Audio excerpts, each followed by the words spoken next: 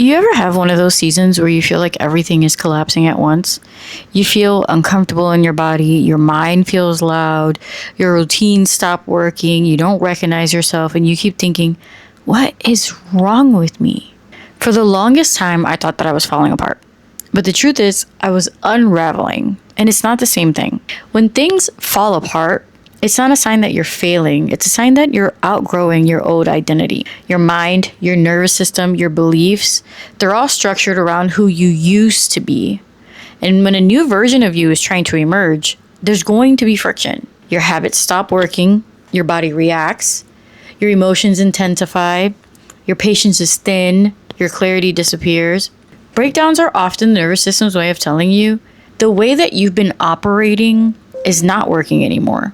What people don't talk about enough is the quiet part.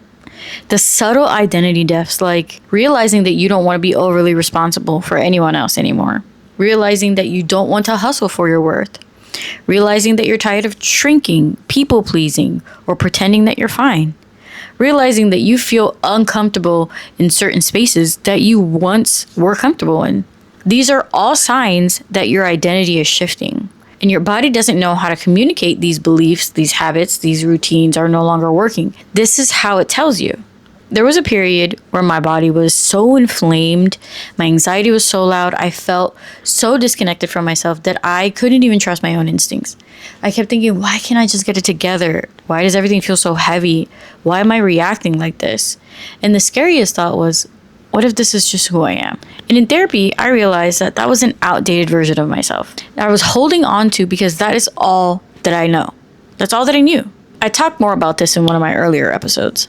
The fact that I was conscious of this was telling me that I was ready for a change. I didn't know that. I didn't know that that's what's happening because nobody teaches you that awakening feels like anxiety. Awakening feels like chaos, almost feels like grief. You're like grieving the old version of yourself that you were tied to for so long. Healing is often glorified and it's made to seem like it's a walk in the park when in reality it's messy, it's dark, and it's often uncomfortable. That's okay. It's all part of the process. So if you're in this season yourself and you feel like you are going through subtle identity deaths and you want to bring it back to yourself, here's what I want you to do. I want you to do 3 things. 1, I want you to identify what no longer feels like you. Last week I had you write down your current beliefs, habits, roles, or identities. This week I want you to pinpoint and circle those that do not feel aligned. Number 2, name the pattern instead of fighting it. When you identify something that you're no longer aligned with, I want you to think of it as something that was part of your past and not your identity. For example,